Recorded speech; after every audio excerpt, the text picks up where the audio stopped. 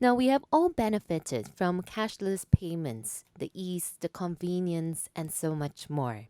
So, coming right up, we have Nimit Gulati, VP, Real-Time Payments, Cross-Border Services, and Open Banking, Mastercard, to tell us more about new payment flows, a world beyond cards. Nimit, please.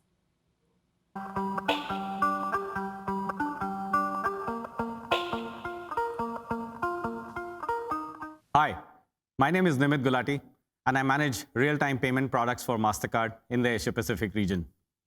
Today, I would like to take you on a journey with us, a journey we started a few years ago of transforming Mastercard into a comprehensive payments company, not just a cards company. The payments landscape is getting increasingly fragmented, with cards, checks, bank transfers, wallets, digital currencies, and whatnot. A few years ago, we started building products and services to leapfrog into the world of account-based payments, or real-time payments as we popularly call them. This was our first big, bold step into an exciting world beyond cards. And today we will take you on this journey with us. So how big is this account-based payments opportunity? We estimate this opportunity to be in the vicinity of $200 trillion, cutting across consumer spends, business spends, and government spends. A large part of this spend happens on bank transfers, checks, and other legacy inefficient methods. And that's the reason there is a global shift towards real-time payments. There are a few factors which are driving this shift towards real-time payments, such as demographics, internet penetration, smartphone penetration, just the availability of new technology enabling better and more efficient forms of payments. There are governments who are driving national agendas such as financial inclusion and cashless economies. The new infrastructure is modern. The rich data formats that real-time payments enable facilitate rich exchange of messages between participants, which fosters innovation. There are fintechs, governments, businesses alike collaborating to take advantage of this new rich technology to solve business and consumer pain points. And more recently, there has been a shift towards open banking in several markets, which is another aspect that accelerates the shift to real-time payments. So recognizing this opportunity, a few years ago, we started developing capabilities via acquisitions and new product development. We've acquired capabilities in the area of real-time payments. You see some of the companies here. Vocalink is a leading provider of real-time payment services to many countries across the world. There are over a dozen countries that leverage their payment solutions today. Nets, another service provider in the same category, dominant in Europe. HomeSend and Transfast, these are real-time payment companies in the remittances area, which essentially enable account-based payments in the cross-border domain. Transactis is a large bill payment service provider in the US. And the reason why we focused on bill payments is because it's arguably the largest non-discretionary category of digital payments in the world. Imagine consumers make all their bill payments all the time, COVID or no COVID. And hence, there is an increased level of focus on that category. And with the acquisition of Finicity, we now have capabilities in the open banking space, enabling data sharing between banks and other service providers for the benefit of consumers. So now you can see that we have been a leading player in the card-based payments technology all these years, and we can port all our experience and expertise from that world into this new world of account-based payments, taking advantage of some of our new products and services. So that was the theory part. How does it all come together for a consumer in real life? Imagine all the payments you do on a day-to-day basis. You buy goods and services from the market, you tap your cards or phones at buses and trains wherever they are accepted. You go out for dinner with friends and you want to split your bills. You want to pay your bills in time so that you're not charged with overdues and fines. So you want to be in control of your budgets and finances. The consumers want a choice of payments and simplified payments all in their hands. And with our capabilities, this is the power we bring to the consumers. Let's see how it comes together. Imagine you have a mobile banking app from the bank of your choice. You are able to pay using your cards, bank accounts, and any other form of payment that your bank offers with the same mobile app. Truly interesting, right? You can also send money to your friends, and you can also receive payments from your friends for payments you may have made on their behalf. Bills, a very large part of consumer spends. You want to make sure that you are aware when and how your bills are getting paid. You want to get alerts and reminders so that you don't get charged for overdues. You may want to pay some bills with cards and other bills with your bank accounts. It's also a function of what the biller accepts, and that's a control you can have with yourself. And all of this with the highest levels of security and control that Mastercard has always offered on our card-based products. That is the power of real-time payments and the new technologies that we're talking about. Now let's see how we enable all those consumer experiences. You can be a consumer or a business wanting to make all those types of payments. But behind the scenes, there is a complex network of technologies that make these payments happen. These technologies include our card-based technology, which is commonly known as the four-party model, real-time payments technologies, which is an account-to-account based payments method, new open banking services, and all of these technologies run with the highest levels of security that we've always offered on our payment products.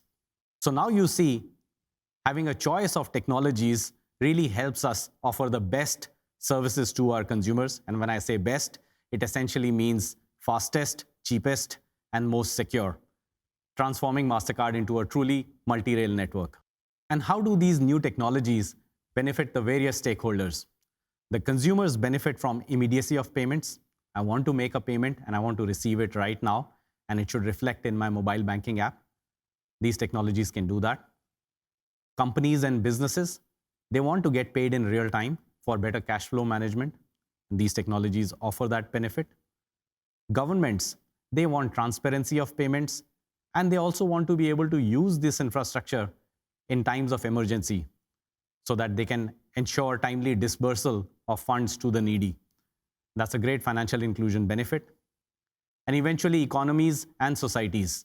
Our studies indicate that utilization of these new technologies can benefit economies to the extent of 1% of their GDP. That is significant. And eventually, the society. Now you'll appreciate that these new technologies are the closest digital proxy to cash. And with this advantage, we can wipe out the friction associated with cash and offer compelling benefits to all stakeholders in this ecosystem. Well, that's all for me for now. Now I would like to invite you all for a Q&A session.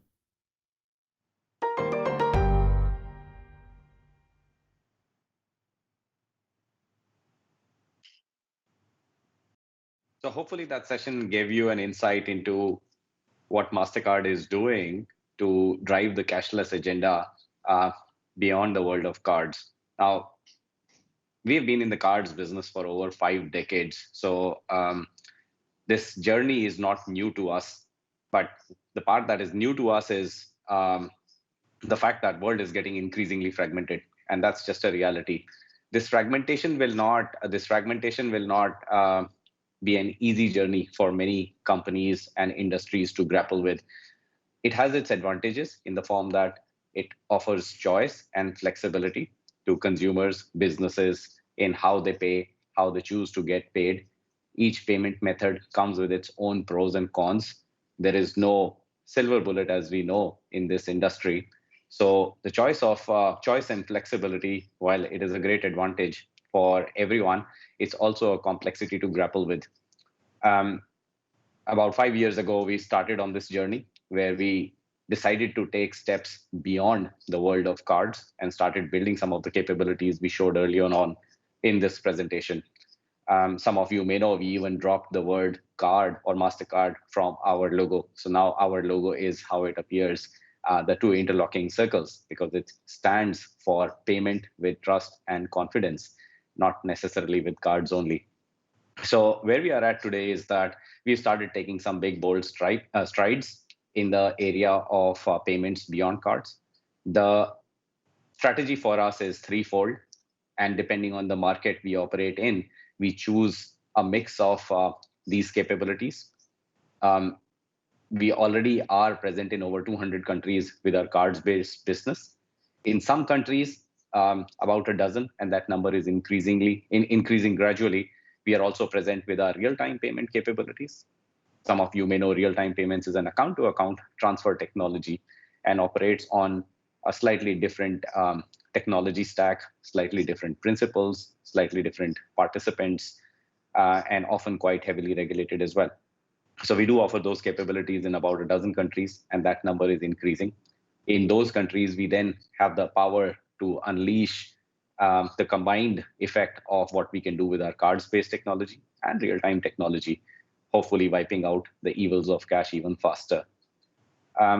In several other markets, so what you also would understand is that building real-time payment infrastructures is not something that happens on an everyday basis. These opportunities come once in decade, once in 2 decades, depending on which country we are talking about. So if you don't have an opportunity to reinvent the real-time payment infrastructure of a country, what do? In those markets, we have a strategy of building applications. When we say applications, think of them like tools or solutions that you give to consumers and businesses to make these payments in a more friendly, secure, intuitive manner. Think of Singapore and Pay Now. The fast infrastructure or the underlying infrastructure has existed for a while now, but it's only recently with the introduction of what we call Pay Now that consumers can freely transfer money using just each other's mobile numbers. So Pay Now is an example of an application that we are capable of offering in markets where there exists a real-time payments infrastructure. Whether we do it or not, it's immaterial.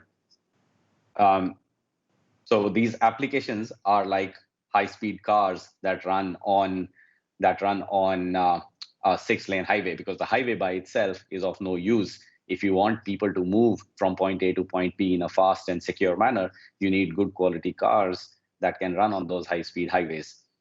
And hence these applications are like those high-speed cars, which are effective and also secure.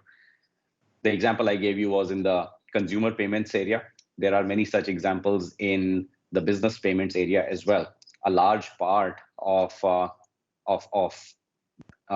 payments today is in the business to business payments area, right? While consumers spend, and we call that personal consumption expenditure, a large part of payments is also in the business payments area. You may have seen that on a slide on the presentation earlier. These business payments follow a slightly different paradigm, because the buyers and suppliers may not know each other at all. The buyers and suppliers may be in very different parts of the world. The buyers and suppliers it may not be a one-time purchase. They may have a relationship which allows them to buy goods repeatedly and pay for goods and services in a repetitive sort of a manner. There may be returns or partial returns. The payment terms may be very flexible. So unlike a consumer payment, which often is a one-time purchase or a recurring purchase, which is of simplified nature, business payments tend to get very, very complex. And hence it is important for the payments to be deeply linked with the business workflows for allowing ease of reconciliation and reporting. That is an essential element of our business payment applications as well, right? So I said earlier, you build infrastructure where it is possible. If the infrastructure already exists, you introduce consumer applications.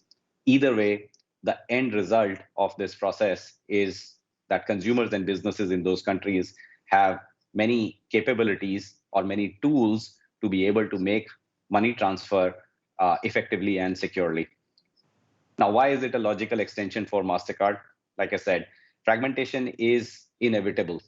What we have done on payments with cards, that is enabling money to move between consumers and merchants with highest levels of trust and security, it's the same logic that applies whether it's account-based payments or card-based payments or any other form of payments tomorrow. Digital wallets, national digital currencies, etc.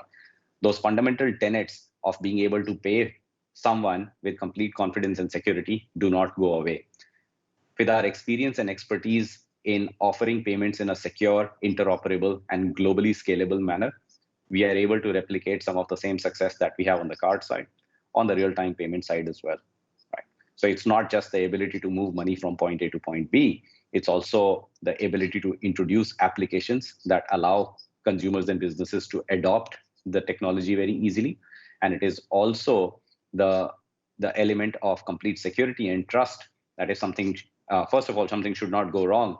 There are enough preventive security technologies that we leverage to make sure that abuse of the system is kept low. And secondly, if something does go wrong, because there is no perfect system in the world, then there is a recourse for consumers and businesses to be able to trace the root cause of the abuse and solve the problem in a way that the consumer or business is not disadvantaged. Right? That is at the heart of our operating model. So we are trying to do that in the real-time payments in the domestic scene. We are also trying to replicate that in the cross-border scene. Now, when we talk about cross-border, the pain points are even more pronounced because, as many of us know, there may be many more hops in the transaction, as we call it. And hence, often there is loss of data or visibility to what happened with the transaction. If the transaction got declined, then what's the reason that it got declined? If the transaction was unintended or if there was a fraudulent transaction, then how should we trace the root cause or where did the fraud happen? Just because there are so many more layers in an international transaction makes it a bit more hard for you to replicate the same end result.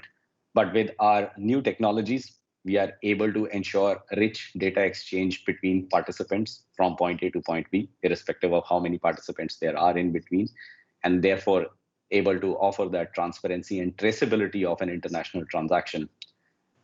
The other aspect in an international transaction is forex rates, which is less relevant in a domestic transaction, obviously.